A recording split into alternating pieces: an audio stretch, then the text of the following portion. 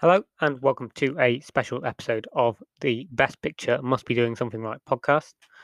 This is going to be a solo one take kind of episode, a bit different than you'd normally be used to or would expect from this podcast, but I feel like it's an important one to bring out. It is a reaction to last night's Academy Awards, the 93rd Academy Awards held on April the 25th, 2021. And it was a mixed bag to say the least. With the Oscars, it's always a case of when they do something right, something wrong is going to happen as well. And that was purely the case last night. So, to start off with some of the positives from the Oscars last night, it was good to see the amount of diversity in the winners. And I think it's hard to look past the winners being a very strong set this year. It's very hard to argue against the quality of the chosen winners from their specific categories. I think they're all very much deserving, and congratulations to all of them that did win. However, it comes at a cost sometimes where, also worthy nominees don't end up winning, and that can be sort of hard to take in some ways, but also understandable in others. But it depends on how that comes across. Um, if it's very gracious in the way that it's acceptance of a specific film over another or a specific person over another, then I feel like that's easier to take than some of the ways that they tried to present it this year. Obviously, there were restrictions in terms of how they could broadcast things, and fair play to Steven Soderbergh and the Academy for actually putting on something rather than it being your standard Zoom call that we've seen with the BAFTAs and the Golden Globes and Screen Actors Guild Awards this year. They did manage to put on in-person events, and that's, I feel like, a massive boost to see. And I think it will age better over time, and it doesn't look like it's standing out as a specifically different year, even though the elephant in the room is that the pandemic is still going along, and um, the award season has been moved to do that, and it's not going to be the same as previous years. So they need to sort of bear that in mind. I'm not sure that really came across with the ceremony itself. Um, the lack of host is something that I think continues to be an issue within the Academy. They haven't had one for a few years now, and it's becoming more of an issue in terms of, I think, gravitating an audience, because it's sort of less of an idea of someone presenting a award show to you. It's more a case of, oh, let's see how many famous people we can get on stage at a time, which I think is it has its positives. I think for the first year, I think it was fine. It was something they were forced into, but it was helped out by the monologue still being delivered by Tina Fey and Amy Poehler. But it loses the kind of structure to the show, which became the ultimate issue with the perception of how the ceremony came across. It's had very negative reviews, even though it really shouldn't do, considering the fact that actually the winners overall were a very strong set, and there's a lot of things in there that's worth celebrating. Like, for example, so obviously Nomadland ended up winning Best Picture, Best Director, and Best Actress, but it wasn't able to sort of celebrate that victory in terms of how other Best Picture winners would do. So you look at last year when Parasite won, it pulled off that upset over 1917, and it was a momentous event because it was the first time a foreign language film had ever won Best Picture, and it was actually one of the most notable things that happened in 2020 in terms of something positive happening. It used to be considered the last positive thing to people to remember in 2020 before the world shut down the following month. But Nomadland didn't get to celebrate that because of the way that the ceremony was structured. Chloe Zhao won for Best Director. Momentous occasion, only the second woman ever to win Best Director, and the first woman of Asian descent to win Best Director as well, which is incredibly important and incredibly impressive landmark for a small independent director as well, who hadn't had any major kind of awards films before. I feel like that is something that's an incredible achievement. And that was I think presented pretty early on, like the seventh award or something. It's very bizarre. Normally, it's done so you have the main acting winners, then the director, then the picture awards given out towards the end of the ceremony. So you end with those. But then you had director really early on. Was it because Chloe Zhao was a lock, or is it something else in mind? I'm not too sure.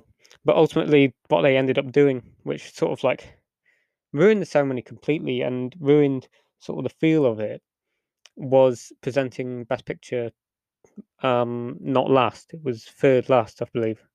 And that's a very bizarre thing to do, really, because normally you get the opportunity to celebrate that film being noted as the big winner of the night, the best picture of the year. It's a momentous occasion. It's something that this has been a award season that's lasted 14 months.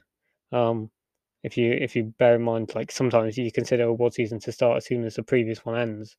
This has been not a January or a February or a March ceremony. This is an April ceremony. It's the latest the Oscars ever been, and it takes a lot of campaigning to get over that line. And Nomadland has managed to keep itself as the front runner for a long time, ultimately leading itself to Best Picture victory, and that's something incredibly rare, especially in the modern era, in the post preferential ballot era as well. Like every single year, there's been some kind of battle going into Best Picture where it could go either way. The famous sort of ones going tonight. Even last year, like 1917 versus Parasite. You've had Boyhood versus Birdman. You've had um, films like Moonlight against La La Land. It was Shape of Water versus Three Billboards Outside Ebbing, Missouri. Green Book versus Roma. These are big battles, and I feel like that's why they pushed Best Picture back, because it wasn't something that was on your edge of your seat. You knew that Nomadland was going to win. It was the strongest Best Picture contender going into the night, I think, probably since The Artist in 2011. And whether that's something that's questionable in terms of the Academy's approach to how they market the ceremony, I think there's a strong argument for that to be the case. All they care about is viewing figures, because they know that the viewing figures are going to be down all the time. They want to see, you know, these tightly contested battles. But then again, the only people that realize that they're a thing are the people that care about the Academy Awards themselves. They're the integrity of the ones that follow the season, and they want to see Best Picture last, because that was the point, that you're celebrating the best film of the year. And instead, they had Best Actress second last, which was obviously the one that everyone was looking forward to going into the night due to how unpredictable it was. And then Best Actor last for, I think, a very obvious reason, which I'll get into in a second. So Best Actress ended up going to Frances McDormand for Nomadland, which I did predict actually before the ceremony, just because it was the one of the Best Actress contenders that was in the film that was most liked. Um, and it's very rare to see a film win just two Academy Awards if it's going to win Best Picture, just picture and director, for example. It's a very rare thing to happen. They usually win three, and it's going to be its third. It could have been cinematography actually, but that ended up going to Mank anyway, which was considered probably the shock of the night. I wasn't a big fan of that choice, but it's understandable for sure, especially as Mank was the most nominated film. Frances McDormand obviously winning her third Academy Award in a very tightly contested race, which could have gone anywhere. It could have gone to Viola Davis, it could have gone to Carey Mulligan, Andra Day, or Vanessa Kirby, and I don't think anyone would have been too shocked. I think that she's a very worthy actress to have that third Oscar now. Three very different roles as well, with Fargo and Three Billboards Outside of Missouri as the previous two, and her performance in Nomadland is nothing short of phenomenal. It's a very subtle performance, but it's one that works in the context of the film very well. So I think she's very, very deserving. And it was lovely in her speech that she paid tribute to the sound mixer of Nomadland, who sadly passed away a few months ago, which is great to see. But then it comes into questionable territory in terms of the final award of the night, and it was this promise of it ending on an emotional ending. And I feel like it's done It was done so people could see the tribute that the Academy were going to pay to Chadwick Boseman, the late great Chadwick Boseman, who died last year, who was nominated in Best Actor and was the bookie's favorite going into the night for Ma Rainey's Black Bottom. Ultimately, though, the nature of awards is such that you don't know who's going to win going into the ceremony, and it ultimately ended up being Anthony Hopkins taking home Best Actor for his incredible performance in The Father, which is a testament to the quality of his performance. I saw someone saying about how do you beat this sort of lock going into the night, this one where it's like set in the stone that someone's going to win. You put in a performance like Anthony Hopkins did in The Father. That's how you do it.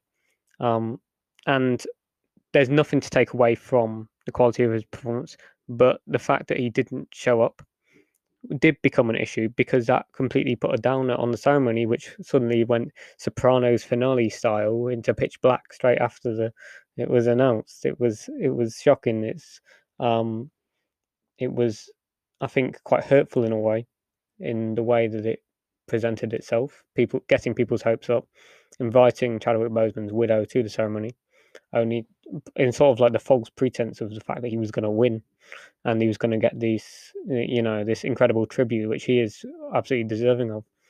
And ultimately, coming home empty-handed, it leaves a bittersweet. Sorry, not bittersweet at all. Bitter taste in the mouth completely. I don't think there's anything sweet about it at all. Really, it's a very difficult one because you don't want to give awards based on the fact that someone's died or not, as sort of like a tribute to them. I do feel strongly about it being performance that you're awarding rather than an actor. But the truth is that Chadwick Boseman gives just as worthy a performance in Ma Rainey as you could ever want from a Best Actor winner. It would have been one of the strongest performances to ever win Best Actor, especially in recent years. It's one that he put his heart and soul into and was his masterpiece, his final work, which was better than anything he'd done in his career. This incredibly intense, commanding performance that we hadn't seen from him before. As like his last gift to the world, it was a remarkable piece of work, really, from Chadwick Boseman. And it's sad that he didn't end up getting awarded for that. But I don't know. It's a tricky one.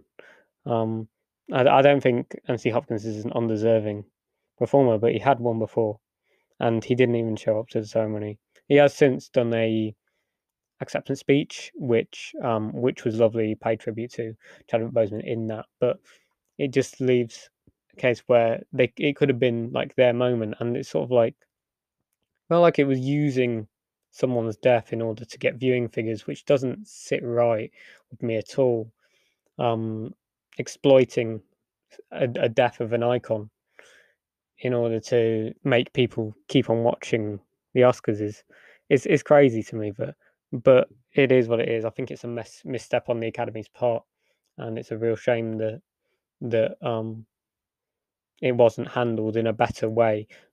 Because I think even if it had gone either way, it was sort of like even if Chadwick had won, it would sort of be a case of, oh well, they knew he was going to win beforehand. That's why they put it last. That's why they tried to. That's why they made it end on an emotional ending, which isn't really the point either. You want it to be just a natural kind of thing. I remember when they moved Best Actor to second last when Leonardo DiCaprio won for The Revenant, because that was the big narrative going into that year that Leonardo DiCaprio was going to win, but then ultimately he did win, but The Revenant didn't get his moment afterwards. It wasn't a Revenant 1-2. It was a Revenant. Then Spotlight ended up winning Best Picture itself. So that ended up putting sort of a dampener on that, even though I do think that was the better choice in general in Best Picture that year.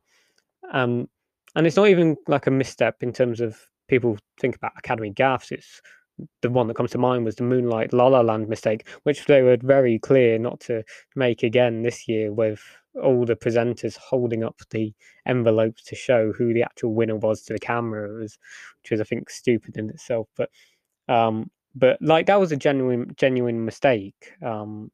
the envelope situation. I don't think they would have ever wanted to do that because it made them look very bad and very unprofessional. Getting that mix up of saying La La Land was Best Picture winner when it actually wasn't. It was actually Moonlight in what is one of the most shocking Best Picture wins of all time in terms of no one expected it. Though again, I do think that was the right call in general. I do think Moonlight is the far superior film, and it's just it feels more like when they were bigging up Sylvester Stallone to win Best Supporting Actor a few years ago for Creed, and it ended up going to Mark Rylance, and there was this big thing before the advertisement. Like, oh, is it Sylvester Stallone's big year sort of thing? It's sort of like it's playing on people's emotions. These are real life people, and especially when it's sort of like full careers leading to this point, or in Chadwick Boseman's case, the last chance to give a great tribute to one of the finest actors of his generation, who was lost too early, and delivered this incredible performance while he was, he was undergoing cancer treatment. He was in the latter stages of his illness. He puts in this incredible performance, which is, a testament to how great he was as an actor and how committed he was to his craft. It's the ultimate performance to ever give an Academy Award to, and ultimately it didn't go to him, which I think was a real shame. But nothing against Anthony Hopkins, who puts in one of the great performances of the last year in The Father, in which is an incredible film itself, and I recommend people check it out. It's a very important film about the effects of dementia. And a performer in his 80s delivering that kind of performance, he's the oldest actor ever to win an Oscar for acting, is a testament to how brilliant he is, one of the greats of all time. So congratulations to him. But I think it just could have been handled a lot better by the Academy. The other big winners of the night, which I've mentioned so far, Best Supporting Actor went to Daniel Kaluuya for Judas and the Black Messiah, which is an important victory as he was the 7th black actor to ever win an acting Oscar and the first of Ugandan descent to win an acting award, which is fantastic to see in terms of representation. And his performance in Judas and the Black Messiah is incredible as well. Also, you had in Best Supporting Actress, I'm going to pronounce this wrong, I'm sorry, Yoon Ye-jung for Minari, who delivered a wonderful performance in the film and a lovely acceptance speech.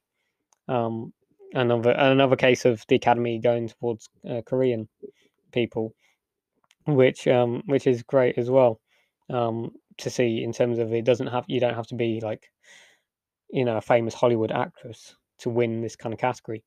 It can go to just the best performance, and that was fantastic to see her win in that category because Minari wouldn't. Minari didn't win anywhere else, so it had to win somewhere, and I feel like that is a very good representation of the film as well, for her to win over anyone else because she makes such a great impact on the film as the grandmother.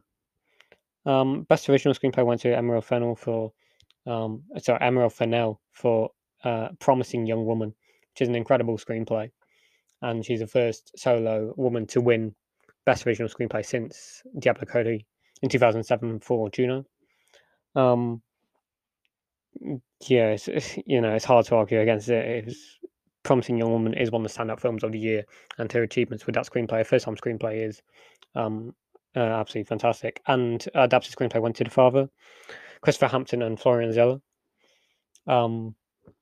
Again, it's another case of a brilliant screenplay, and it's great to see British films represented in screenplay categories as well, which is I think a good thing to be seeing. There is sometimes a tendency to go towards American bias on the Academy's part. So to see British films still doing well at the Oscars is fantastic to see.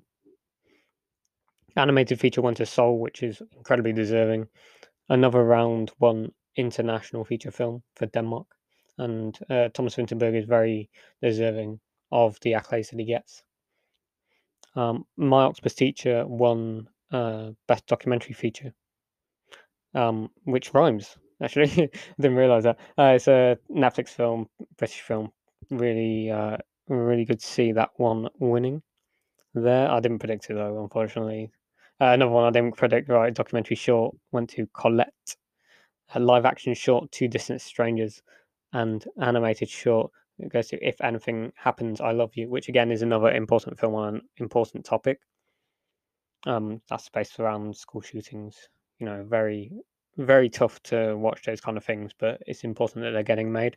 And credit to Netflix for distributing films like that. I feel like they do such a good job in terms of distributing important films, whether it be short films, feature films, documentaries, TV shows, in terms of representing important matters that should be talked about, especially in media. Best original score went to Soul. The better Trent Reznor and Atticus Ross score of the year for sure. And very deserving because that film is about music as well. So it's good to see the music branches going for music-based films for original score. Fight for You from Judas and Black Messiah won best original song. Could have gone anywhere, I think, that category, but it ultimately went to The Mile and Her. Congratulations to them. Best sound obviously went to Sound of Metal. It wasn't going to go anywhere else. Some of the most impressive sound work I've ever seen, or ever heard, rather, in recent memory. So congratulations to them. Production design went to Mank, as did cinematography. I'm not a big fan of Mank, but it's undeniable how brilliant they executed that kind of 1940s filmmaking style. I find it very bizarre that it won more Academy Awards than Citizen Kane did. Obviously, Mank is based around the making of Citizen Kane, so it is, a bizarre thing considering Mank isn't even that good. But yeah, that's a completely understandable one. I would have preferred Nomadland to win in best cinematography. That was a bit of a surprise. However, it's hard to argue against the incredible craftsmanship of Mank.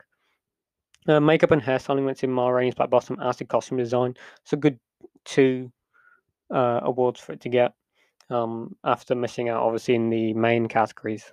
Anne Roth won aged 89 for costume design, and the winners for a part of Ma Rainey's makeup and hairstyling team were the first of African American descent to win the category, which is really great to see because it's definitely underrepresented makeup and hairstyling amongst sort of like black films in terms of the way that the Academy sort of, I don't know what's the right word to say, represents them.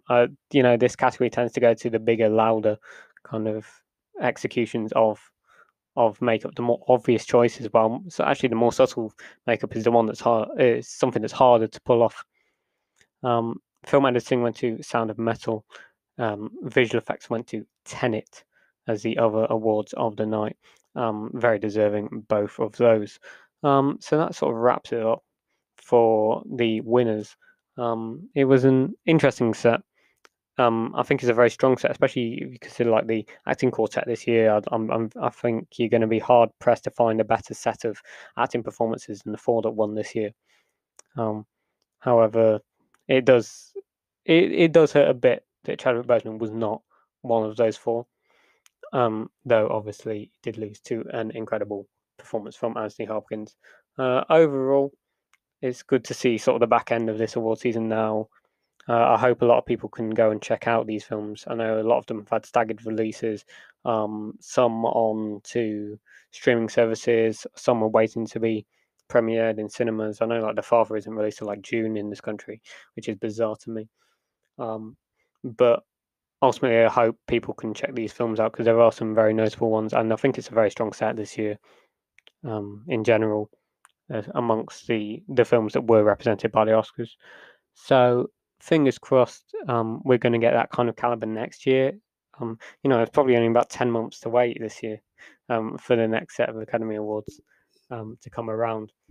And hopefully we can have one that's as diverse as we've seen with this set of winners, but also at the same time, I want a better ceremony. Hopefully it'll be a full in-person one back at the Dolby Theatre where they should be. And yeah, fingers crossed. It gets sort of like sorts itself out. Like the Academy do have this tendency of if they do something well, they do something are not so good to take those headlines away. It takes the shine off things and ultimately gives the Oscars a bad reputation. I ultimately don't think it deserves, really. It's had more greater tendency to sort of gravitate towards more independent films. That's represented in Best Picture this year, going to Nomadland, which was a very deserving winner. And it's great to see films like that, representing lives of people over 50, of women, of I think of that sort of nomad community I've never seen represented on film before, and I feel like that's something that's important for audiences to find.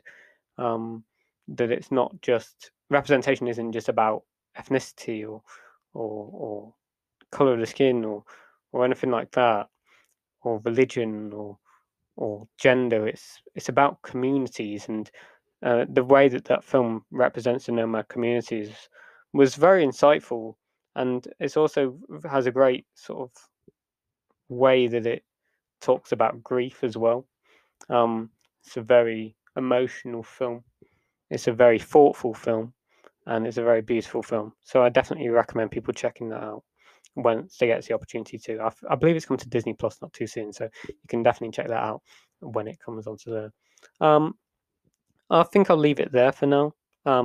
It's only a short episode. This decided to try it out. I'm also trying out my new mic, so if you like the audio quality of this episode compared to usual, do let me know. You can drop me a DM on Twitter at bestpicture_pod.